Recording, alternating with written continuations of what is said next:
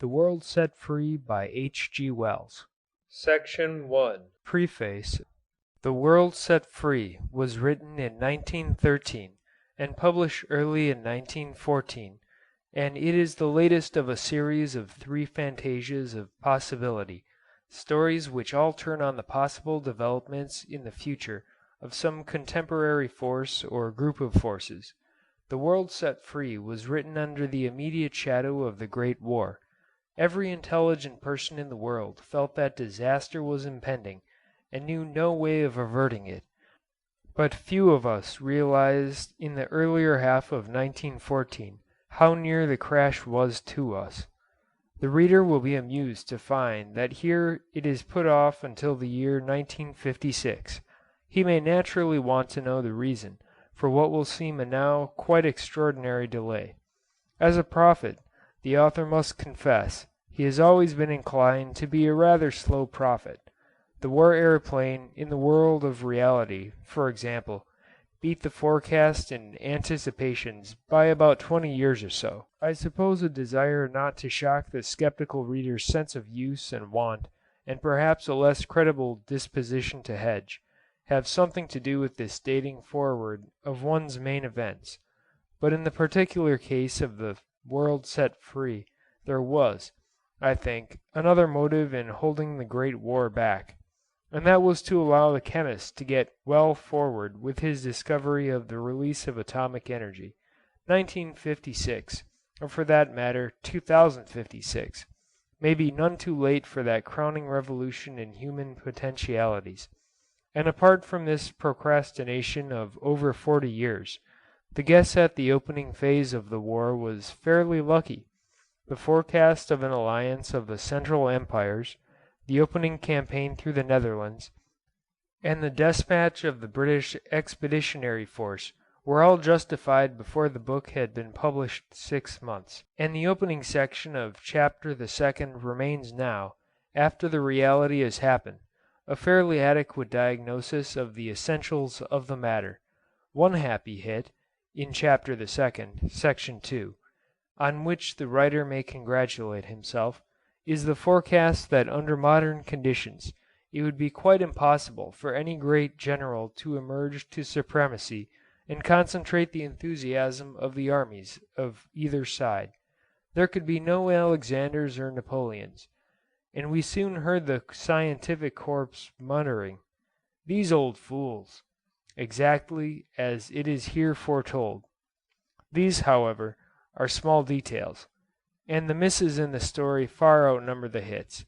It is the main thesis which is still of interest now, the thesis that because of the development of scientific knowledge, separate sovereign states and separate sovereign empires are no longer possible in the world, and that to attempt to keep on with the old system is to heap disaster upon disaster for mankind, and perhaps to destroy our race altogether. The remaining interest of this book now is the sustained validity of this thesis and the discussion of the possible ending of war on the earth. I have supposed a sort of epidemic of sanity to break out among the rulers of states and the leaders of mankind. I have represented the native common sense of the French mind and of the English mind, for manifestly King Egbert is meant to be God's Englishman, leading mankind towards a bold and resolute effort of salvage and reconstruction. Instead of which, as the schoolbook footnotes say, compare today's newspaper.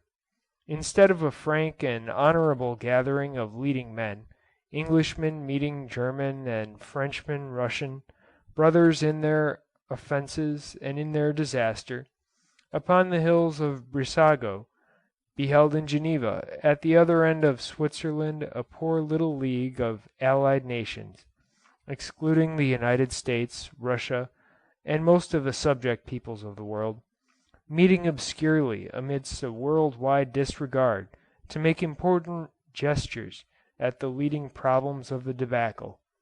Either the disaster has not been vast enough yet, or it has not been swift enough to inflict the necessary moral shock and achieve the necessary moral revulsion.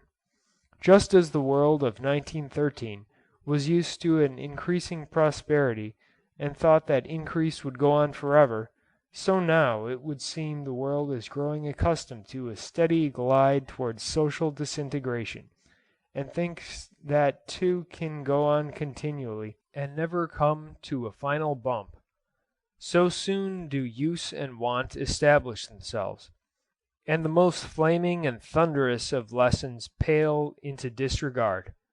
The question whether a Leblanc is still possible, the question whether it is still possible to bring about an outbreak of creative sanity in mankind, to avert this steady glide to destruction, is now one of the most urgent in the world.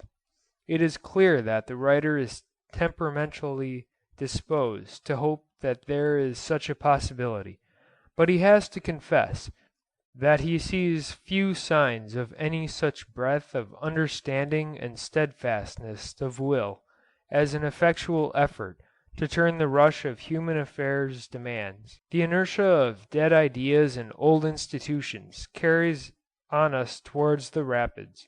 Only in one direction is there any plain recognition of the idea of human commonweal as something overriding any national patriotic consideration, and that is in the working class movement throughout the world, and labor internationalism is closely bound up with conceptions of a profound social revolution. If world peace is to be attained through labor internationalism, it will have to be attained at the price of the completest social and economic reconstruction, and by passing through a phase of revolution that will certainly be violent, that may be very bloody, which may be prolonged through a long period, and may in the end fail to achieve anything but social destruction. Nevertheless, the fact remains that it is in the labor class, and the labor class alone, that any conception of a world rule and a world peace has so far appeared. The dream of the world set free, a dream of highly educated and highly favored leading and ruling men, voluntarily setting themselves to the task of reshaping the world, has thus far remained a dream. H. G. Wells, Easton Glebe, Dunmow, 1921. Prelude. The Sun Snarers. Section 1. The history of mankind is the history of attainment of external power. Man is the tool-using, fire-making animal. From the outset of his terrestrial career, we find him supplementing the natural strength and bodily weapons of a beast by the heat of burning and the rough implement of stone. So he passed beyond the ape. From that he expands. Presently he added to himself the power of the horse and the ox. He borrowed the carrying strength of water, and the driving force of the wind. He quickened his fire by blowing, and his simple tools, pointed first with copper and then with iron, increased and varied and became more elaborate and efficient. He sheltered his heat in houses, and made his way easier by paths and roads. He complicated his social relationships, and increased his efficiency by the division of labor. He began to store up knowledge. Contrivance followed contrivance, each making it possible for a man to do more. Always down the lengthening record, save for a setback ever and again, he is doing more. 250,000 years ago, the utmost man was a savage, being scarcely articulate, sheltering in holes in the rocks, armed with a rough-hewn flint or a fire-pointed stick, naked, living in small family groups, killed by some younger man so soon as his first virile activity declined. Over most of the great wilderness of earth you would have sought him in vain. Only in a few temperate and subtropical river valleys would you have found the squatting lairs of his little herds, a male, a few females, a child or so. He knew no future then, no kind of life except the life he led. He fled the cave bear over the rocks full of iron ore and the promise of sword and spear. He froze to death upon a ledge of coal. He drank water muddy with the clay that would one day make cups of porcelain. He chewed the ear of wild wheat he had plucked and gazed with a dim speculation in the eyes at the birds that soared beyond his reach. Or suddenly he became aware of the scent of another male and rose up roaring, his roars the formless precursors of moral admonitions. For he was a great individualist, that original. He suffered none other than himself. So through the long generations, this heavy precursor, this ancestor of all of us, fought and bred and perished, changing almost imperceptibly. Yet he changed. That keen chisel of necessity which sharpened the tiger's claw age by age, and fined down the clumsy orchippus to the swift grace of the horse, was at work upon him, is at work upon him still. The clumsier and more stupidly fierce among him were killed soonest and oftenest. The finer hand, the quicker eye, the bigger brain, the better balanced body prevailed, age by age. The implements were a little better made, the man a little more delicately adjusted to his possibilities. He became more social, his herd grew larger, no longer did each man kill or drive out his growing sons. A system of taboos made them tolerable to him, and they revered him alive and soon even after he was dead, and were his allies against the beasts and the rest of mankind. But they were forbidden to touch the women of the tribe. They had to go out and capture women for themselves, and each son fled from his stepmother and hid from her, lest the anger of the old man should be roused. All the world over, even to this day, these ancient inevitable taboos can be traced. And now instead of caves came huts and hovels, and the fire was better tended, and there were wrappings and garments. And so aided, the creature spread into colder climates, carrying food with him, storing food, until sometimes the neglected grass seed sprouted again and gave a first hint of agriculture. And already there were the beginnings of leisure and thought. Man began to think. There were times when he was fed, when his lusts and his fears were all appeased, when the sun shone upon the squatting place and dim stirrings of speculation lit his eyes.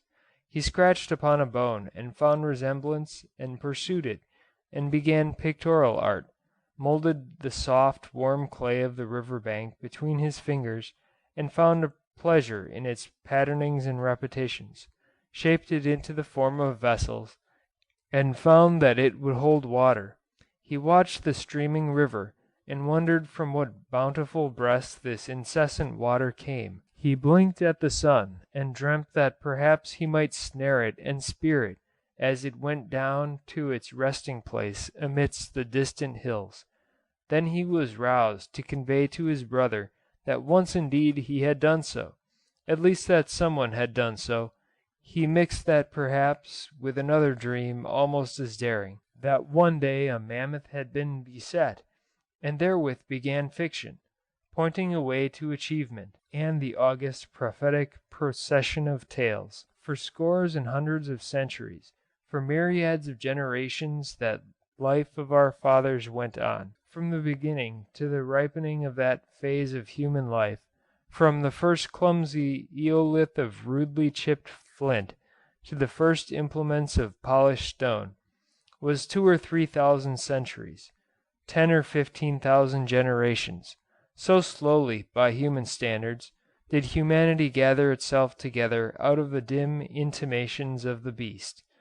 And that first glimmering of speculation, that first story of achievement, that storyteller bright-eyed and flushed under his matted hair, gesticulating to his gaping, incredulous listener, gripping his wrist to keep him attentive, was the most marvelous beginning this world has ever seen.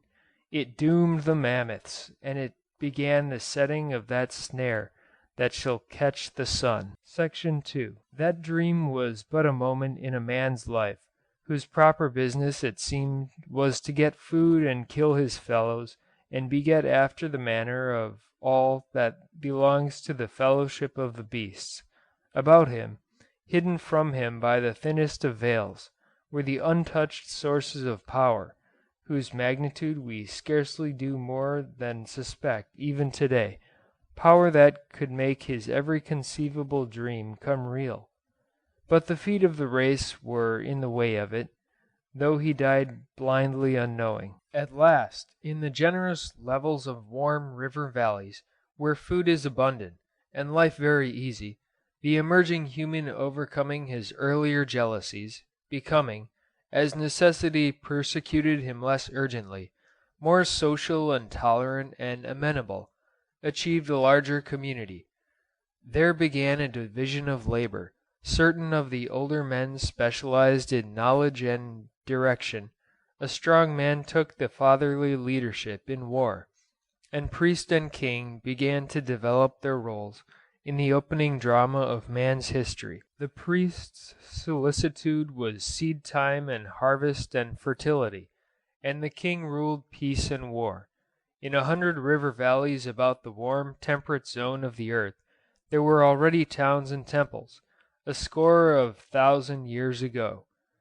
They flourished unrecorded, ignoring the past and unsuspicious of the future, for as yet writing had still to begin. Very slowly did man increase his demand upon the illimitable wealth of power that offered itself on every hand to him. He tamed certain animals, he developed his primordially haphazard agriculture into a ritual, he added first one metal to his resources and then another, until he had copper and tin and iron and lead and gold and silver to supplement his stone. He hewed and carved wood, made pottery, paddled down his river until he came to the sea, discovered the wheel and made the first roads. But his chief activity for 100 centuries and more was the subjugation of himself and others to larger and larger societies. The history of man is not simply the conquest of external power. It is first the conquest of those distrusts and fiercenesses, that self-concentration and intensity of animalism that tie his hands from taking his inheritance. The ape in us still resents association. From the dawn of the age of polished stone to the achievement of the peace of the world, man's dealings were chiefly with himself and his fellow man, trading, bargaining, law-making, propitiating, enslaving, conquering, exterminating, and every little increment in power. He turned at once and always turns to the purposes of this confused, elaborate struggle to socialize. To incorporate and comprehend his fellow men into a community of purpose became the last and greatest of his instincts. Already before the last polished phase of the Stone Age was over, he had become a political animal. He made astonishingly far-reaching discoveries within himself, first of counting and then of writing and making records, and with that his town communities began to stretch out to dominion. In the valleys of the Nile, the Euphrates, and the great Chinese rivers, the first empires and the first written laws had their beginnings.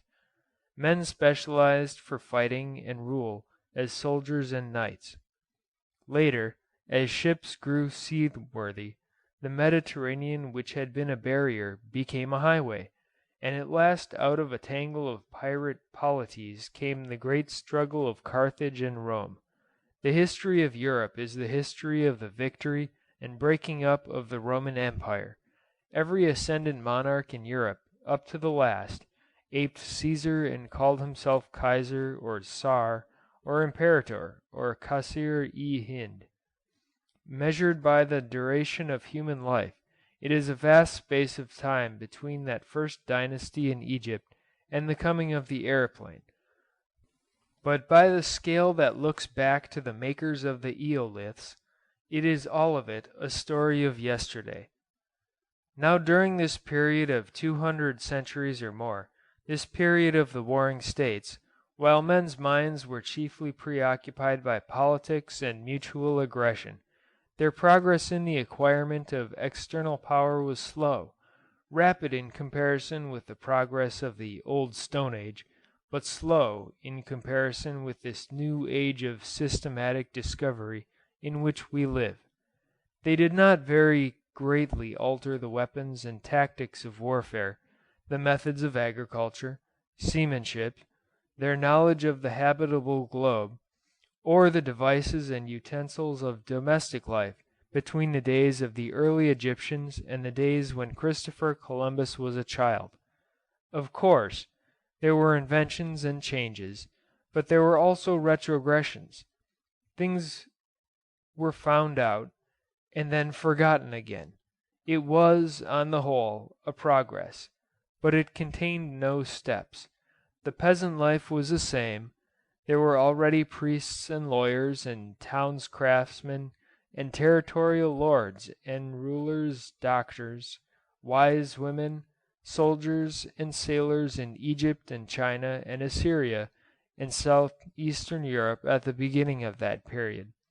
And they were doing much the same things and living much the same life as they were in Europe in A.D. 1500. The English excavators of the year A.D. 1900 could delve into the remains of Babylon and Egypt and disinter legal documents, domestic accounts, and family correspondence that they could read with the completest sympathy. There were great religious and moral changes throughout the period. Empires and republics replaced one another. Italy tried a vast experiment in slavery, and indeed slavery was tried again and failed, and was still to be tested again and rejected again in the New World. Christianity and Mohammedanism swept away 1,000 more specialized cults, but essentially these were progressive adaptations of mankind to material conditions that must have seemed fixed forever. The idea of revolutionary changes in the material conditions of life would have been entirely strange to human thought through all that time. Yet the dreamer, the storyteller, was there still, waiting for his opportunity amidst the busy preoccupations, the comings and goings, the wars and processions, the castle building and cathedral building, the arts and loves, the small diplomacies and incurable feuds, the crusades and trading journeys of the Middle Ages. He no longer speculated with the untrammeled freedom of the Stone Age savage. Authoritative explanations of everything barred his path, but he speculated with a better brain, sat idle and gazed at circling stars in the sky, and mused upon the coin and crystal in his hand. Whenever there was a certain leisure for thought throughout these times, then men were to be found dissatisfied with the appearances of things, dissatisfied with the assurances of orthodox belief, uneasy with a sense of unread symbols in the world about them, questioning the finality of scholastic wisdom. Through all the ages of history there were men to whom this whisper had come of hidden things about them. They could no longer lead ordinary lives, nor content themselves with the common things of this world, once they had heard this voice. And mostly they believed not only that all this world as it were a painted curtain before things unguessed at, but that these secrets were power. Hitherto power had come to men by chance, but now there were these seekers seeking among rare and curious and perplexing objects, sometimes finding some odd utilizable thing, sometimes deceiving themselves with fancied discovery, sometimes pretending to find. The world of every day laughed at these eccentric beings, or found them annoying and ill-treated them, or was seized with fear and made saints and sorcerers and warlocks of them, or with covetousness and entertained them hopefully. But for the greater part heeded them not at all. Yet they were of the blood of him who had first dreamt of attacking the mammoth. Every one of them was of his blood and descent, and the thing they sought, all unwittingly, was the snare that will some day catch the sun. Section 3. Such a man was that Leonardo da Vinci, who went about the court of Sforza in Milan in a state of dignified abstraction. His commonplace books are full of prophetic subtlety and ingenious anticipations of the methods of the early aviators. Durer was his parallel, and Roger Bacon, whom the Franciscans silenced, of his kindred. Such a man again in an earlier city was Hero of Alexandria, who knew of the power of steam 1900 years before it was first brought into use, and earlier still was Archimedes of Syracuse, and still earlier the legendary Daedalus of Knossos. All up and down the record of history, wherever there was a little leisure from war and brutality, the seekers appeared, and half the alchemists were of their tribe. When Roger Bacon blew up his first batch of gunpowder, one might have supposed that men would have gone at once to the explosive engine, but they could see nothing of the sort. They were not yet beginning to think of seeing things. Their metallurgy was all too poor to make such engines, even had they thought of them. For a time they could not make instruments sound enough to stand this new force, even for so rough a purpose as hurling a missile. Their first guns had barrels of coopered timber, and the world waited for more than 500 years before the explosive engine came. Even when the seekers found, it was at first a long journey before the world could use their findings for any but the roughest, most obvious purposes. If man in general was not still as absolutely blind to the unconquered energies about him as his Paleolithic precursor, he was at least purblind. Section 4. The latent energy of coal and the power of steam waited long on the verge of discovery before they began to influence human lives. There were no doubt many such devices as Hero's toys devised and forgotten, time after time, in courts and palaces, but it needed that coal should be mined and burning with plenty of iron at hand before it dawned upon men that here was something more than a curiosity. And it is to be remarked that the first recorded suggestion for the use of steam was in war. There is an Elizabethan pamphlet in which it is proposed to fire shot out of corked iron bottles full of heated water. The mining of coal for fuel, the smelting of iron upon a larger scale than men had ever done before, the steam pumping engine, the steam engine, and the steamboat, followed one another in an order that had a kind of logical necessity. It is the most interesting and instructive chapter in the history of the human intelligence, the history of steam from its beginning as a fact in human consciousness to the perfection of the great turbine engines that preceded the utilization of intermolecular power. Nearly every human being must have seen steam, seen it incuriously for many thousands of years. The women in particular were always heating water, boiling it, seeing it boil away, seeing the lids of vessels dance with its fury. Millions of people at different times must have watched steam pitching rocks out of volcanoes like cricket balls and blowing pumice into foam, and yet you may search the whole human record through, letters, books, inscriptions, pictures, for any glimmer of a realization that here was force, here was strength to borrow and use. Then suddenly man woke up to it. The railways spread like a network over the globe. The ever-enlarging iron steamships began their staggering fight against wind and wave. Steam was the first comer in the new powers. It was the beginning of the age of energy that was to close the long history of the warring states. But for a long time men did not realize the importance of this novelty. They would not recognize, they were not able to recognize that anything fundamental had happened to their immemorial necessities. They called the steam engine the iron horse, and pretended that they had made the most partial of substitutions. Steam machinery and factory production were visibly revolutionizing the conditions of industrial production. Population was streaming steadily in from the countryside and concentrating in hitherto unthought of masses about a few city centers.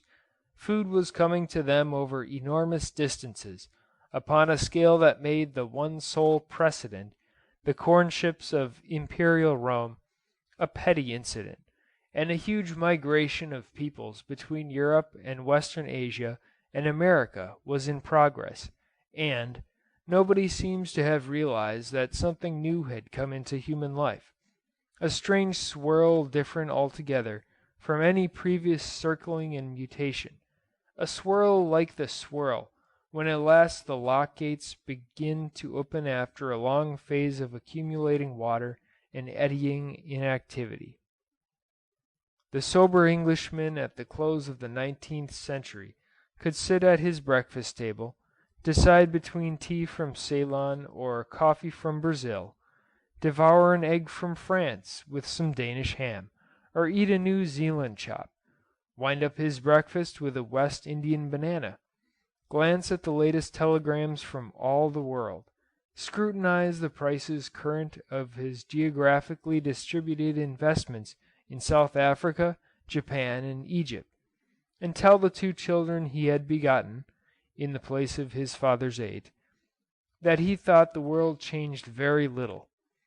They must play cricket, keep their hair cut, go to the old school he had gone to, shirk the lessons he had shirked, learn a few scraps of Horace and Virgil and Homer for the confusion of cads, and all would be well with them. Section 5. Electricity, though it was perhaps the earlier of the two to be studied, invaded the common life of men a few decades after the exploitation of steam. To electricity also, in spite of its provocative nearness all about him, mankind had been utterly blind for incalculable ages.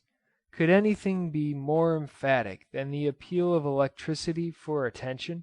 It thundered at man's ears. It signaled to him in blinding flashes. Occasionally it killed him, and he could not see it as a thing that concerned him enough to merit study.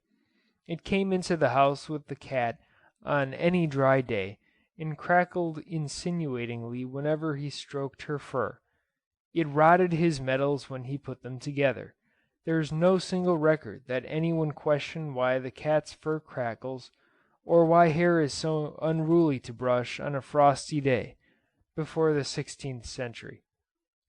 For endless years man seems to have done this very successful best not to think about it at all, until this new spirit of the seeker turned itself to these things.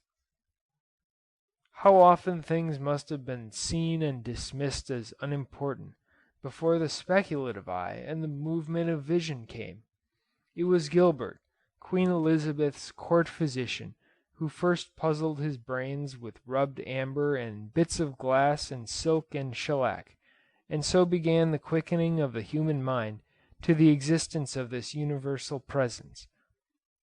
And even then, the science of electricity remained a mere little group of curious facts for nearly 200 years, connected perhaps with magnetism, a mere guess that, perhaps with the lightning.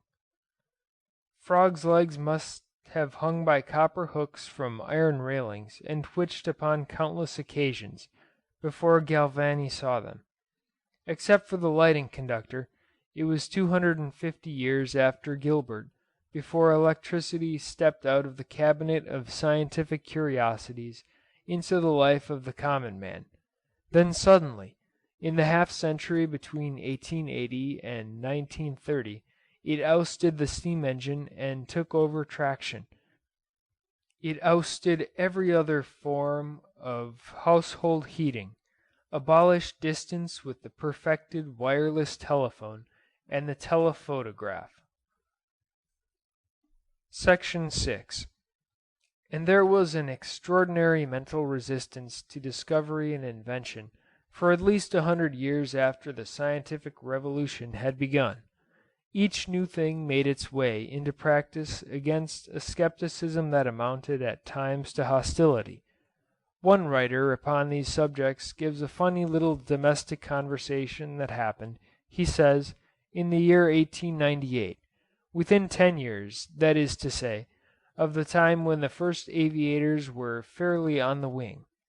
He tells us how he sat at his desk in his study and conversed with his little boy. His little boy was in profound trouble.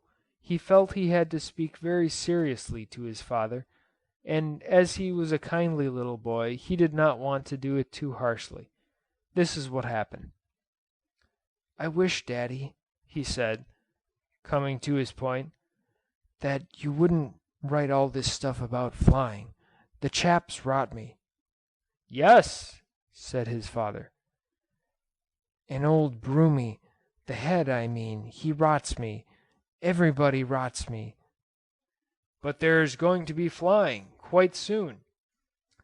The little boy was too well bred to say what he thought of that. "Anyhow," he said, "I wish you wouldn't write about it." "You'll fly, lots of times, before you die," the father assured him. The little boy looked unhappy. The father hesitated. Then he opened a drawer and took out a blurred and underdeveloped photograph. "Come and look at this," he said. The little boy came round to him. The photograph showed a stream and a meadow beyond, and some trees, and in the air a black pencil-like object with flat wings on either side of it. It was the first record of the first apparatus heavier than air that ever maintained itself in the air by mechanical force. Across the margin was written, "Here we go up, up, up, from S. P. Langley, Smithsonian Institution, Washington." The father watched the effect of this reassuring document upon his son. "Well?" he said. "That," said the schoolboy, after reflection, "is only a model." "Model today, man tomorrow." The boy seemed divided in his allegiance. Then he decided for what he believed quite firmly to be omniscience. "But old Broomy," he said, "he told all the boys in his class only yesterday, no man will ever fly.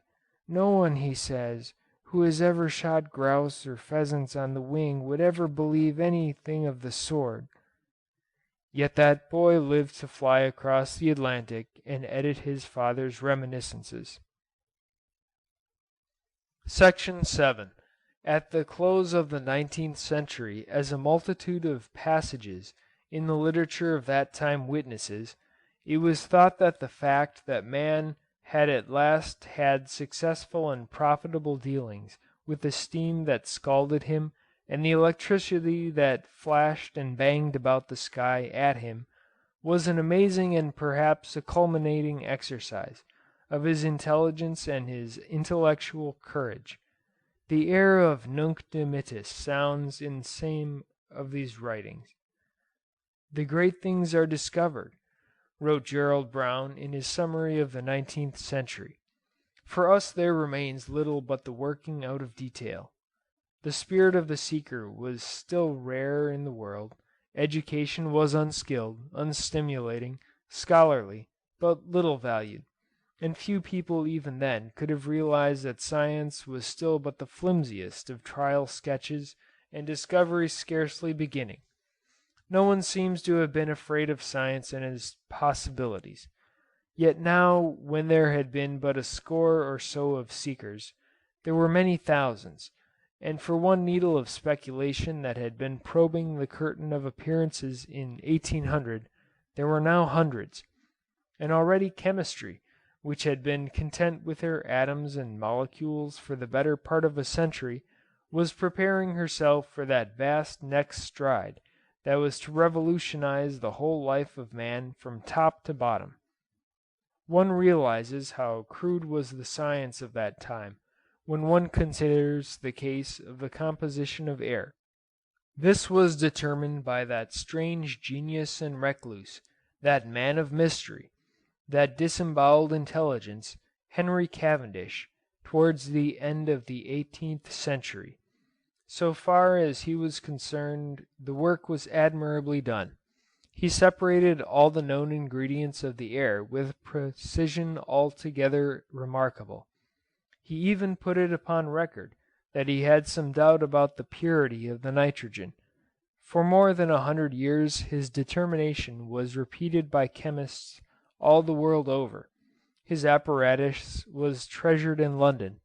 He became, as they used to say, classic, and always, at every one of the innumerable repetitions of his experiment, that sly element argon was hiding among the nitrogen, and with a little helium and traces of other substances, and indeed all the hints that might have led to the new departures of the 20th century chemistry. And every time it slipped unobserved through the professional fingers that repeated his procedure. Is it any wonder then, with this margin of inaccuracy, that up to the very dawn of the 20th century scientific discovery was still rather a procession of happy accidents than an orderly conquest of nature? Yet the spirit of seeking was spreading steadily through the world. Even the schoolmaster could not check it. For the mere handful who grew up to feel wonder and curiosity about the secrets of nature in the 19th century, there were now, at the beginning of the 20th, myriads escaping from the limitations of intellectual routine and the habitual life in Europe, in America, North and South, in Japan, in China, and all about the world. It was in 1910 that the parents of young Holston, who was to be called by a whole generation of scientific men the greatest of European chemists, were staying in a villa near Santo Domenico, between Fiesole and Florence. He was only then 15, but he was already distinguished as a mathematician and possessed by a savage appetite to understand. He had been particularly attracted by the mystery of phosphorescence and its apparent unrelatedness to every other source of light. He was to tell afterwards in his reminiscences how he watched the fireflies drifting and glowing among the dark trees in the garden of the villa under the warm blue night sky of Italy, how he caught and kept them in cages, dissected them, first studying the general anatomy of insects very elaborately, and how he begun to experiment with the effect of various gases and varying temperatures upon their light. Then the chance present of a little scientific toy invented by Sir William Crookes, a toy called the spinthariscope, on which radium particles impinge upon sulphide of zinc and make it luminous, induced him to associate the two sets of phenomena. It was a happy association for his inquiries.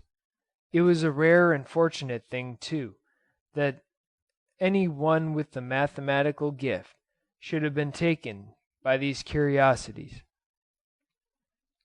Section 8. And while the boy Holston was mooning over his fireflies at Fiesole, a certain professor of physics named Rufus was giving a course of afternoon lectures upon radium and radioactivity in Edinburgh. They were lectures that had attracted a very considerable amount of attention. He gave them in a small lecture theatre that had become more and more congested as his course proceeded. At his concluding discussion it was crowded right up to the ceiling at the back, and there people were standing without any sense of fatigue. So fascinating did they find his suggestions. One youngster in particular, a chuckle-headed, scrub-haired lad from the Highlands, sat hugging his knee with great sand-red hands, and drinking in every word, eyes aglow, cheeks flushed, and ears burning. "And so," said the professor, "we see that this radium, which seemed at first a fantastic exception, a mad inversion of all that was most established and fundamental in the constitution of matter, is really at one with the rest of the elements. It does noticeably and forcibly what probably all the other elements are doing with an imperceptible slowness. It is like the single voice, crying aloud that betrays the silent breathing multitude in the darkness. Radium is an element that is breaking up and flying to pieces. But perhaps all elements are doing that at less perceptible rates. Uranium certainly is. Thorium, the stuff of this incandescent gas mantle, certainly is. Actinium.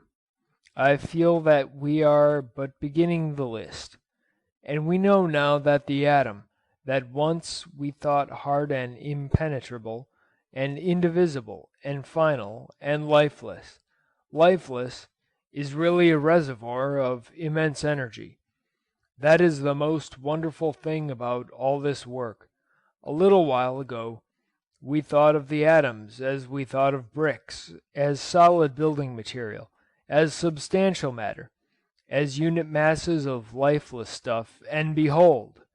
These bricks are boxes, treasure boxes, boxes full of the intensest force. This little bottle contains about a pint of uranium oxide, that is to say, about 14 ounces of the element uranium. It is worth about £1. And in this bottle, ladies and gentlemen, in the atoms in this bottle there slumbers at least as much energy as we could get by burning 160 tons of coal. If at a word, in one instant, I could suddenly release that energy here and now, it would blow us and everything about us to fragments. If I could turn it into the machinery that lights this city, it could keep Edinburgh brightly lit for a week. But at present no man knows, no man has an inkling of how this little lump of stuff can be made to hasten the release of its store. It does release it, as a burn trickles. Slowly the uranium changes into radium. The radium changes into a gas called the radium emanation, and that again to what we call radium A, and so the process goes on, giving out energy at every stage, until at last we reach the last stage of all, which is, so far as we can tell at present, lead, but we cannot hasten it. "I take ye, man," whispered the chuckle-headed lad, with his red hands tightening like a vice upon his knee. "I take ye, man. Go on, oh, go on." The Professor went on after a little pause. "Why is the change gradual?" he asked. "Why does only a minute fraction of the radium disintegrate at any particular second? Why does it dole itself out so slowly and so exactly? Why does not all the uranium change to radium, and all the radium change to the next lowest thing at once?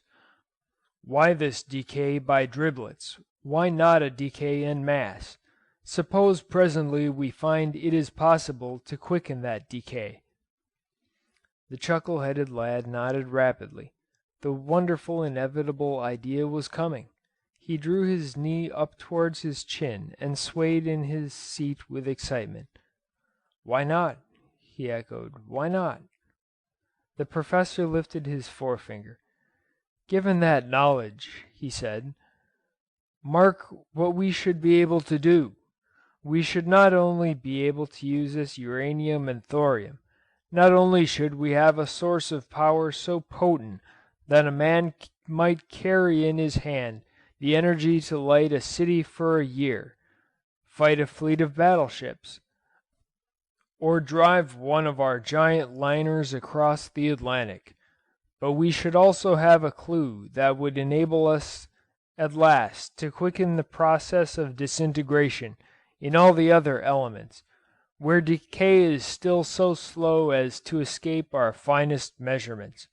Every scrap of solid matter in the world would become an available reservoir of concentrated force. Do you realize, ladies and gentlemen, what these things would mean for us." The scrub head nodded. "Oh, go on, go on." "It would mean a change in human conditions that I can only compare to the discovery of fire, that first discovery that lifted man above the brute. We stand today towards radioactivity as our ancestor stood towards fire before he had learned to make it. He knew it then only as a strange thing utterly beyond his control, a flare on the crest of the volcano, a red destruction that poured through the forest. So it is that we know radioactivity today. This is the dawn of a new day in human living, at the climax of that civilization which had its beginning in the hammered flint and the fire stick of the savage, just when it is becoming apparent that our ever-increasing needs cannot be borne indefinitely by our present sources of energy.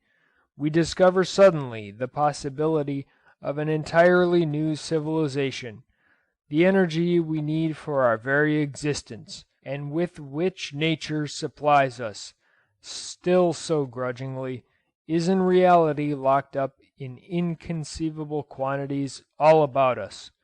We cannot pick that lock at present, but—" He paused. His voice sank so that everybody strained a little to hear him. "We will." He put up that lean finger again, his solitary gesture. "And then," he said, "then that perpetual struggle for existence, that perpetual struggle to live on the bare surplus of nature's energies, will cease to be the lot of man. Man will step from the pinnacle of this civilization to the beginning of the next. I have no eloquence, ladies and gentlemen, to express the vision of man's material destiny that opens out before me. I see the desert continents transformed, the poles no longer wildernesses of ice, the whole world once more Eden. I see the power of man reach out among the stars." He stopped abruptly with a catching of the breath that many an actor or orator might have envied. The lecture was over. The audience hung silent for a few seconds, sighed, became audible, stirred, fluttered, prepared for dispersal. More light was turned on, and what had been a dim mass of figures became a bright confusion of movement.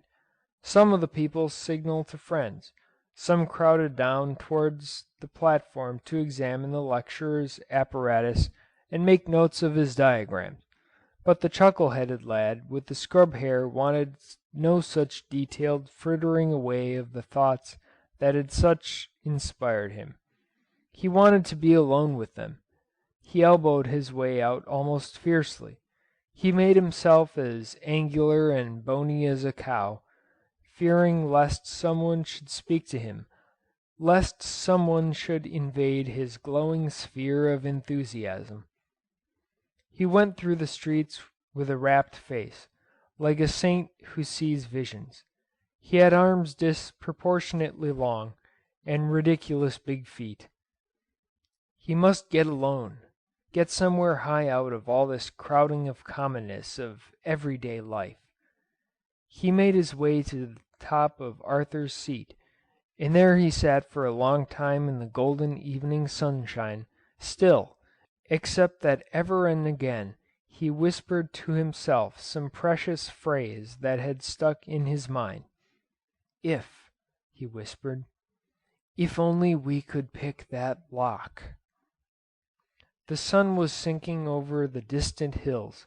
Already it was shorn of its beams, a globe of ruddy gold, hanging over the great banks of cloud that would presently engulf it. "Ugh!" said the youngster. "Ugh!" He seemed to wake up at last out of his entrancement, and the red sun was there before his eyes. He stared at it, at first without intelligence, and then with a gathering recognition. Into his mind came a strange echo of that ancestral fancy, that fancy of a Stone Age savage, dead and scattered bones among the drift 200,000 years ago. Ye old thing, he said, and his eyes were shining, and he made a kind of grabbing gesture with his hand. Ye old red thing, we'll have ye yet. End of Prelude. Chapter the First. The New Source of Energy. Section 1. The problem which was already being mooted by such scientific men as Ramsay, Rutherford, and Soddy, in the very beginning of the 20th century, the problem of inducing radioactivity in the heavier elements and so tapping the internal energy of atoms, was solved by a wonderful combination of induction, intuition, and luck by Holston so soon as the year 1933. From the first detection of radioactivity to its first subjugation to human purpose measured little more than a quarter of a century. For 20 years after that, indeed, minor difficulties prevented any striking practical application of his success, but the essential thing was done. This new boundary in the march of human progress was crossed, in that year. He set up atomic disintegration in a minute particle of bismuth. It exploded with great violence into a heavy gas of extreme radioactivity, which disintegrated in its turn in the course of 7 days, and it was only after another year's work that he was able to show practically that the last result of this rapid release of energy was gold. But the thing was done, at the cost of a blistered chest and an injured finger, and from the moment when the invisible speck of bismuth flashed into riving and rending energy, Holston knew that he had opened a way for mankind, however narrow and dark it might still be, to worlds of limitless power. He recorded as much in the strange diary biography he left the world, a diary that was up to that particular moment a mass of speculations and calculations, and which suddenly became, for a space, an amazingly minute and human record of sensations and emotions that all humanity might understand. He gives, in broken phrases and often single words, it is true, but none the less vividly for that, a record of the 24 hours following the demonstration of the correctness of his intricate tracery of computations and guesses. "I thought I should not sleep," he writes. The words omitted are supplied in brackets. On account of pain in the hand and chest and the wonder of what I had done. Slept like a child. He felt strange and disconcerted the next morning. He had nothing to do. He was living alone in apartments in Bloomsbury, and he decided to go up to Hampstead Heath, which he had known when he was a little boy as a breezy playground. He went up by the underground tube that was then the recognized means of travel from one part of London to another, and walked up Heath Street from the tube station to the open heath. He found it a gully of planks and scaffoldings between the hoardings of house wreckers. The spirit of the times had seized upon that narrow, steep, and winding thoroughfare, and was in the act of making it commodious and interesting, according to the remarkable ideals of Neo-Georgian aestheticism. Such is the illogical quality of humanity that Holston, fresh from work that was like a petard under the seat of current civilization, saw these changes with regret. He had come up Heath Street perhaps 1,000 times, had known the windows of all the little shops, spent hours in the varnished cinematograph there, and marveled at the high-flung early Georgian houses upon the westward bank of that old gully of a thoroughfare. He felt strange with all these familiar things gone. He escaped at last with a feeling of relief from this choked alley of trenches and holes and cranes, and emerged upon the old familiar scene about the Whitestone Pond. That, at least, was very much as it used to be. There were still the fine old red brick houses to left and right of him. The reservoir had been improved by a portico of marble. The white-fronted inn with the clustering flowers above its portico still stood out at the angle of the ways, and the blue view to Harrow Hill and Harrow Spire, a view of hills and trees and shining waters and wind-driven cloud shadows, was like the opening of a great window to the ascending Londoner. All that was very reassuring. There was the same strolling crowd, the same perpetual miracle of motors dodging through it harmlessly, escaping headlong into the country from the sabbatical stuffiness behind and below them.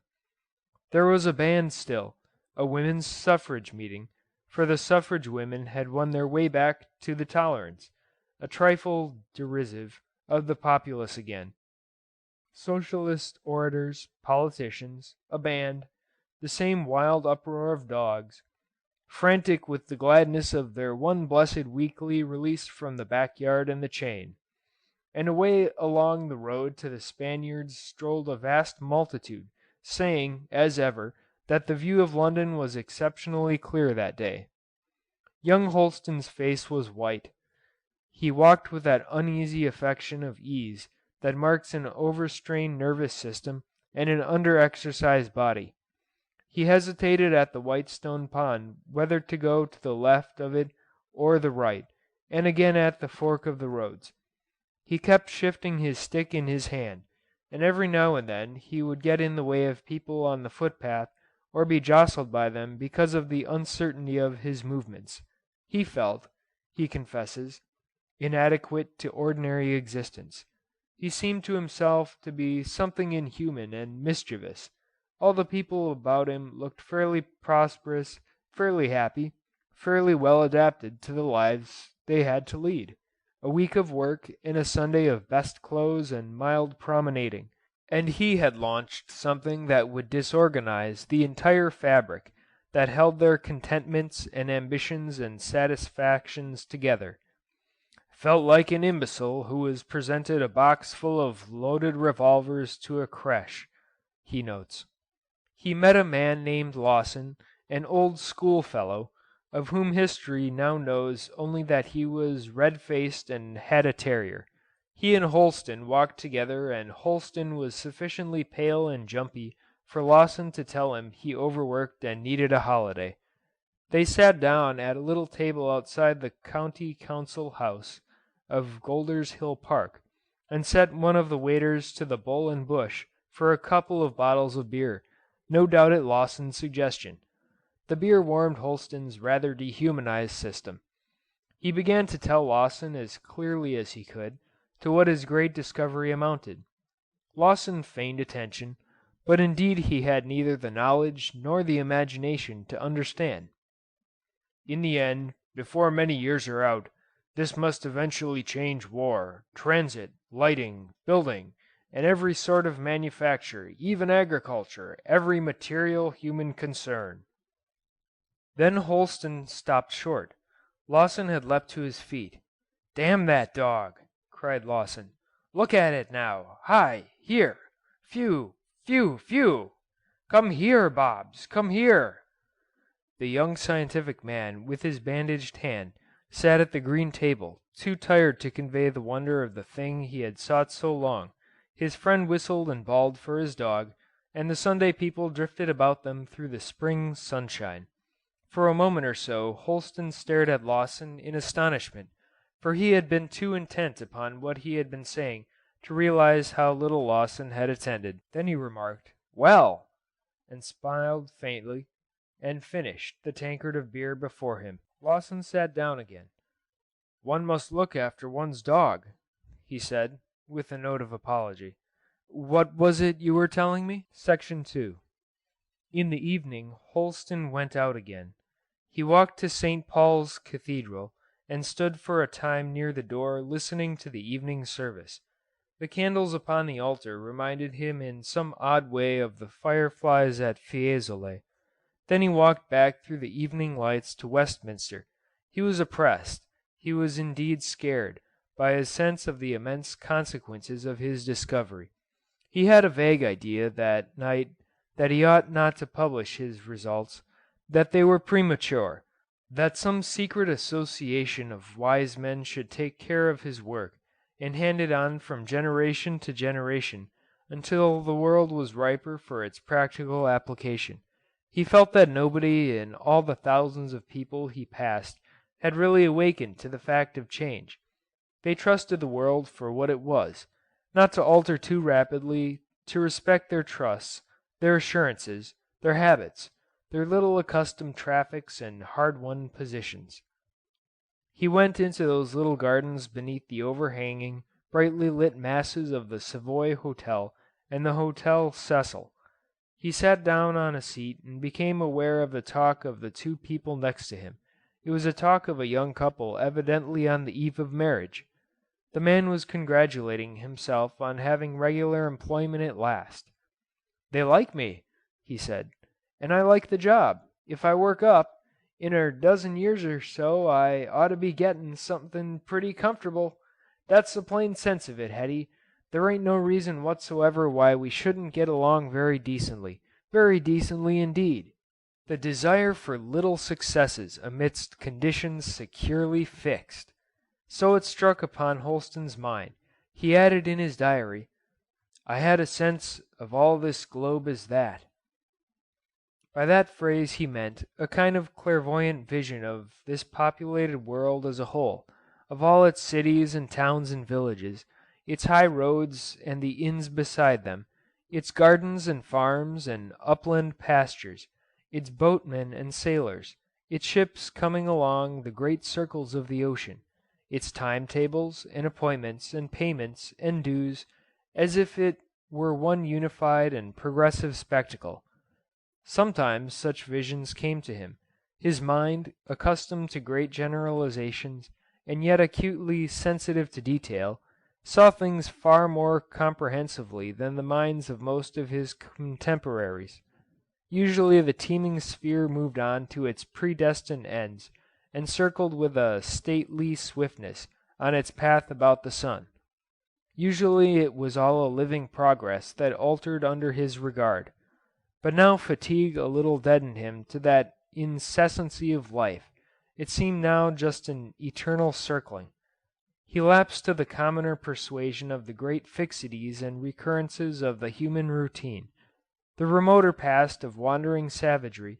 The inevitable changes of tomorrow were veiled, and he saw only day and night, seed time and harvest, loving and begetting, births and deaths, walks in the summer sunlight and tales by the winter fireside, the ancient sequence of hope and acts and age perennially renewed, eddying on for ever and ever, save that now the impious hand of research was raised to overthrow this drowsy, gently humming, habitual, sunlit spinning top of man's existence. For a time he forgot wars and crimes and hates and persecutions, famine and pestilence, the cruelties of beasts, weariness and the bitter wind, failure and insufficiency and retrocession. He saw all mankind in terms of the humble Sunday couple upon the seat beside him, who schemed their inglorious outlook and improbable contentments. "I had a sense of all this globe as that." His intelligence struggled against this mood and struggled for a time in vain. He reassured himself against the invasion of this disconcerting idea that he was something strange and inhuman, a loose wanderer from the flock returning with evil gifts from his sustained unnatural excursions amidst the darkness and phosphorescences beneath the fair surfaces of life. Man had not been always thus. The instincts and desires of the little home, the little plot, was not all his nature. Also he was an adventurer, an experimenter, an unresting curiosity, an insatiable desire. For a few thousand generations, indeed, he had tilled the earth and followed the seasons, saying his prayers, grinding his corn, and trampling the October winepress. Yet not for so long but that he was still full of restless stirrings. If there have been home and routine in the field, thought Holston, there have also been wonder and the sea. He turned his head and looked up over the back of the seat at the great hotels above him, full of softly shaded lights and the glow and color and stir of feasting.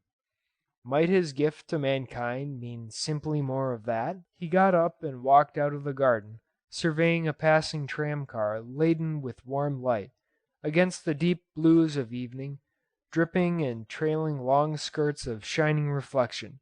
He crossed the embankment and stood for a time watching the dark river and turning ever and again to the lit buildings and bridges.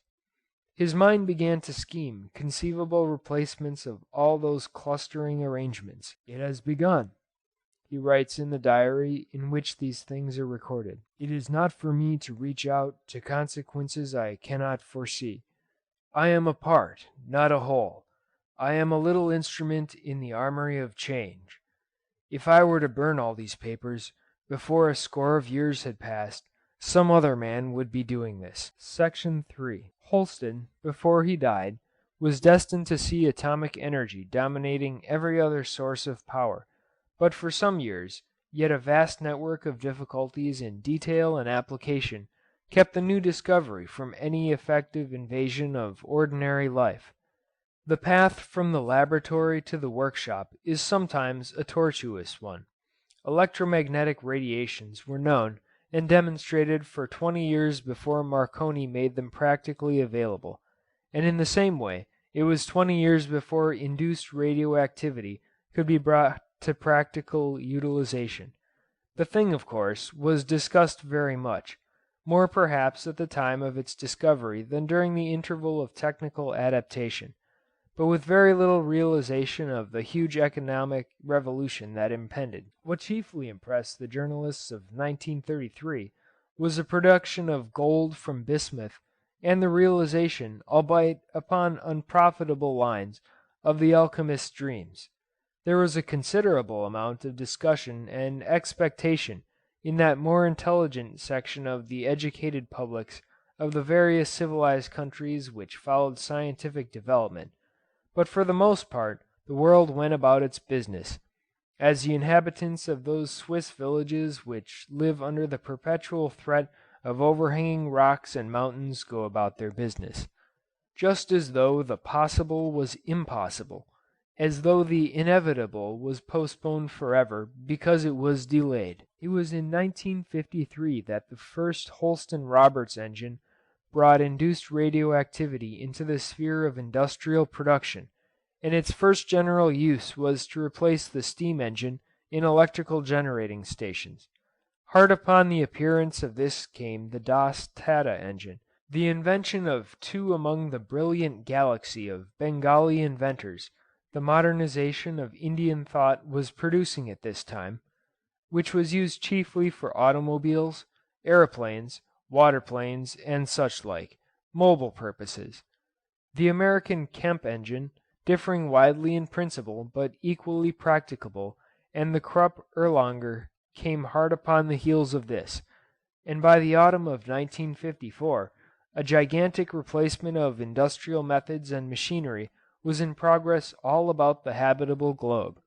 Small wonder was this, when the cost, even of these earliest and clumsiest of atomic engines, is compared with that of the power they superseded. Allowing for the lubrication of the Das Tata engine, once it was started, cost a penny to run 37 miles, and added only 9¼ pounds to the weight of the carriage it drove. It made the heavy alcohol-driven automobile of the time ridiculous in appearance as well as preposterously costly. For many years the price of coal and every form of liquid fuel had been clambering to levels that made even the revival of the draft horse seem a practicable possibility. And now with the abrupt relaxation of this stringency, the change in appearance of the traffic upon the world's roads was instantaneous. In 3 years, the frightful armored monsters that had hooted and smoked and thundered about the world for 4 awful decades were swept away to the dealers in old metal, and the highways thronged with light and clean and shimmering shapes of silvered steel. At the same time, a new impetus was given to aviation by the relatively enormous power for weight of the atomic engine. It was at last possible to add Redmayne's ingenious helicopter ascent and descent engine to the vertical propeller that had hitherto been the sole driving force of the aeroplane without overweighting the machine, and men found themselves possessed of an instrument of flight that could hover or ascend or descend vertically, and gently as well as rush wildly through the air. The last dread of flying vanished. As the journalists of the time phrased it, this was the epoch of the leap into the air. The new atomic aeroplane became indeed a mania. Every one of means was frantic to possess a thing so controllable, so secure, and so free from dust and danger of the road, and in France alone, in the year 1943, 30,000 of these new aeroplanes were manufactured and licensed, and soared hummingly softly into the sky. And with an equal speed atomic engines of various types invaded industrialism. The railways paid enormous premiums for priority in the delivery of atomic traction engines. Atomic smelting was embarked upon so eagerly as to lead to a number of disastrous explosions due to inexperienced handling of the new power, and the revolutionary cheapening of both materials and electricity made the entire reconstruction of domestic buildings a matter merely dependent upon a reorganization of the methods of the builder and the house furnisher. Viewed from the side of the new power and from the point of view of those who financed and manufactured the new engines and material it required, the age of the leap into the air was one of astonishing prosperity. Patent-holding companies were presently paying dividends of 500 or 600%, and enormous fortunes were made and fantastic wages earned by all who were concerned in the new developments. This prosperity was not a little enhanced by the fact that in both the Das Tata and Holston Roberts engines, one of the recoverable waste products was gold, the former disintegrated dust of bismuth and the latter dust of lead, and that this new supply of gold led quite naturally to a rise in prices throughout the world. This spectacle of feverish enterprise was productivity. This crowding flight of happy and fortunate rich people, every great city was as if a crawling ant-hill had suddenly taken wing, was the bright side of the opening phase of the new epoch in human history. Beneath that brightness was a gathering darkness, a deepening dismay. If there was a vast development of production, there was also a huge destruction of values. These glaring factories working night and day, these glittering new vehicles swinging noiselessly along the roads, these flights of dragonflies that swooped and soared and circled in the air, were indeed no more than the brightness of lamps and fires that gleam out when the world sinks towards twilight and the night. Between these high lights accumulated disaster, social catastrophe. The coal mines were manifestly doomed to closure at no very distant date. The vast amount of capital invested in oil was becoming unsaleable. Millions of coal miners, steel workers upon the old lines, vast swarms of unskilled or underskilled laborers in innumerable occupations, were being flung out of employment by the superior efficiency of the new machinery. The rapid fall in the cost of transit was destroying high land values at every center of population. The value of existing house property had become problematical. Gold was undergoing headlong depreciation. All the securities upon which the credit of the world rested were slipping and sliding. Banks were tottering. The stock exchanges were scenes of feverish panic. This was the reverse of the spectacle. These were the black and monstrous under consequences of the leap into the air. There is a story of a demented London stockbroker running into the Threadneedle Street and tearing off his clothes as he ran. "The Steel Trust is scrapping the whole of its plant," he shouted. "The state railways are going to scrap all their engines. Everything's going to be scrapped, everything. Come and scrap the mint, you fellows, come and scrap the mint." In the year 1955, the suicide rate for the United States of America quadrupled any previous record. There was an enormous increase also in violent crime throughout the world. The thing had come upon an unprepared humanity. It seemed as though human society was to be smashed by its own magnificent gains. For there had been no foresight of these things. There had been no attempt anywhere even to compute the probable dislocations this flood of inexpensive energy would produce in human affairs. The world in these days was not really governed at all, in the sense in which government came to be understood in subsequent years. Government was a treaty, not a design. It was forensic, conservative, disputatious, unseeing, unthinking, uncreative. Throughout the world, except where the vestiges of absolutism still sheltered the court favorite and the trusted servant, it was in the hands of the predominant caste of lawyers, who had an enormous advantage in being the only trained caste. Their professional education and every circumstance in the manipulation of the fantastically naive electoral methods by which they clambered to power conspired to keep them contemptuous of facts, conscientiously unimaginative, alert to claim and seize advantages and suspicious of every generosity. Government was an obstructive business of energetic fractions. Progress went on outside and in spite of public activities, and legislation was the last crippling recognition of needs so clamorous and imperative, and facts so aggressively established as to invade even the dingy seclusions of the judges and threaten the very existence of the otherwise inattentive political machine. The world was so little governed that with the very coming of plenty, in the full tide of an incalculable abundance, when everything necessary to satisfy human needs and everything necessary to realize such will and purpose as existed then in human hearts was already at hand, one has still to tell of hardship, famine, anger, confusion, conflict, and incoherent suffering. There was no scheme for the distribution of this vast new wealth that had come at last within the reach of men. There was no clear conception that any such distribution was possible.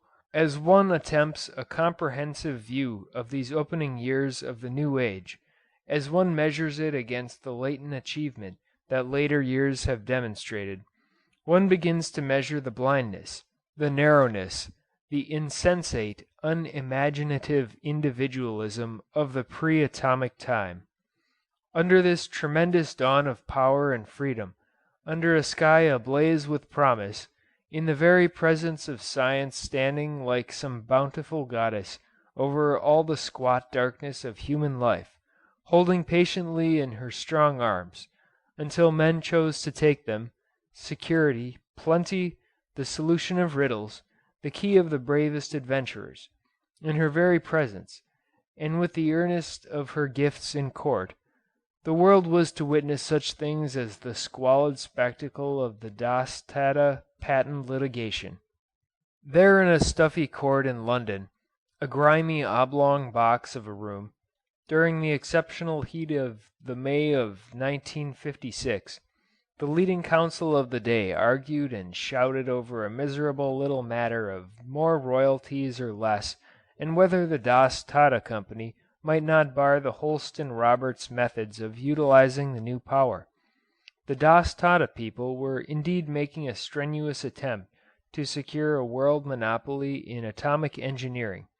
The judge, after the manner of those times, sat raised above the court, wearing a preposterous gown and a foolish huge wig. The counsel also wore dirty-looking little wigs and queer black gowns over their usual costume, wigs and gowns that were held to be necessary to their pleading, and upon unclean wooden benches stirred and whispered artful-looking solicitors, busily scribbling reporters, the parties to the case, expert witnesses, interested people, and a jostling confusion of subpoenaed persons, briefless young barristers, forming a style on the most esteemed and truculent examples, and casual eccentric spectators, who preferred this pit of iniquity to the free sunlight outside. Everyone was damply hot. The examining king's counsel wiped the perspiration from his huge, clean-shaven upper lip, and into this atmosphere of grasping contention and human exaltations the daylight filtered through a window that was manifestly dirty. The jury sat in a double pew to the left of the judge, looking as uncomfortable as frogs that have fallen into an ash pit, and in the witness box lied the would-be omnivorous Das under cross-examination. Holston had always been accustomed to publish his results so soon as they appeared to him to be sufficiently advanced to furnish a basis for further work, and to that confiding disposition and one happy flash of adaptive invention the alert Das owed his claim. But indeed a vast multitude of such sharp people were clutching, patenting, preempting, monopolizing this or that feature of the new development, seeking to subdue this gigantic winged power to the purposes of their little lusts and avarice. That trial is just one of innumerable disputes of the same kind. For a time the face of the world festered with patent legislation. It chanced, however, to have one oddly dramatic feature in the fact that Holston, after being kept waiting about the court for 2 days as a beggar might have waited at a rich man's door, after being bullied by ushers and watched by policemen, was called as a witness, rather severely handled by counsel, and told not to quibble by the judge when he was trying to be absolutely explicit. The judge scratched his nose with a quill pen, and sneered at Holston's astonishment round the corner of his monstrous wig. Holston was a great man, was he? Well, in a law court great men were put in their places. "We want to know, has the plaintiff added anything to this or hasn't he?" said the judge. "We don't want to have your views whether Sir Philip Doss's improvements were merely superficial adaptations, or whether they were implicit in your paper. No doubt, after the manner of inventors, you think most things that were ever likely to be discovered are implicit in your papers. No doubt also you think, too, that most subsequent additions and modifications are merely superficial. Inventors have a way of thinking that. The law isn't concerned with that sort of thing. The law has nothing to do with the vanity of inventors. The law is concerned with the question whether these patent rights have the novelty the plaintiff claims for them, what the admission may or may not stop, and all these other things you are saying in your overflowing zeal to answer more than the questions addressed to you. None of these things have anything whatever to do with the case in hand. It is a matter of constant astonishment to me in this court to see how you scientific men, with all your extraordinary claims to precision and veracity, wander and wander so soon as you get into the witness box. I know no more unsatisfactory class of witness. The plain and simple question is, has Sir Philip Doss made any real addition to existing knowledge and methods in this matter, or has he not? We don't want to know whether they were large or small additions, nor what the consequences of your admission may be. That you will leave to us." Holston was silent. "Surely," said the judge, almost pityingly. "No, he hasn't," said Holston, perceiving that for once in his life he must disregard infinitesimals. Said the judge, "Now why couldn't you say that when counsel put the question?" An entry in Holston's diary autobiography, dated 5 days later, runs, "Still amazed. The law is the most dangerous thing in this country. It is hundreds of years old. It hasn't an idea. The oldest of old bottles and this new wine, the most explosive wine, something will overtake them." Section 4. There was a certain truth in Holston's assertion that the law was hundreds of years old. It was, in relation to current thought and widely accepted ideas, an archaic thing. While almost all the material and methods of life had been changing rapidly, and were now changing still more rapidly, the law courts and the legislatures of the world were struggling desperately to meet modern demands with devices and procedures, conceptions of rights and property, an authority and obligation that dated from the rude compromises of relatively barbaric times. The horsehair wigs and antic dresses of the British judges, their musty courts and overbearing manners, were indeed only the outward and visible intimations of profounder anachronisms. The legal and political organization of the earth in the middle 20th century was indeed everywhere like a complicated garment, outworn yet strong, that now fettered the governing body that once it had protected. Yet that same spirit of free thinking and outspoken publication that in the field of natural science had been the beginning of the conquest of nature, was at work throughout all the 18th and 19th centuries, preparing the spirit of the new world within the degenerating body of the old. The idea of a greater subordination of individual interests and established institutions to the collective future is traceable more and more clearly in the literature of those times, and movement after movement fretted itself away in criticism of and opposition to first this aspect and then that of the legal, social, and political order. Already in the early 19th century Shelley, with no scrap of alternative, is denouncing the established rulers of the world as anarchs, and the entire system of ideas and suggestions that was known as socialism, and more particularly its international side, feeble as it was in creative proposals or any method of transition, still witnesses to the growth of a conception of a modernized system of interrelationships that should supplant the existing tangle of proprietary legal ideas. The word sociology was invented by Herbert Spencer, a popular writer upon the philosophical subjects who flourished about the middle of the 19th century, but the idea of a state, planned as an electric traction system is planned, without reference to pre-existing apparatus, upon scientific lines, did not take a very strong hold upon the popular imagination of the world until the 20th century. Then, the growing impatience of the American people with the monstrous and socially paralyzing party systems that had sprung out of their absurd electoral arrangements, led to the appearance of what came to be called the modern state movement, and a galaxy of brilliant writers, in America, Europe, and the East, stirred up the world to the thought of bolder rearrangements of social interaction, property, employment, education, and government than had ever been contemplated before. No doubt these modern state ideas were very largely the reflection upon social and political thought of the vast revolution in material things that had been in progress for 200 years, but for a long time they seemed to be having no more influence upon existing institutions than the writings of Rousseau and Voltaire seem to have had at the time of the death of the latter.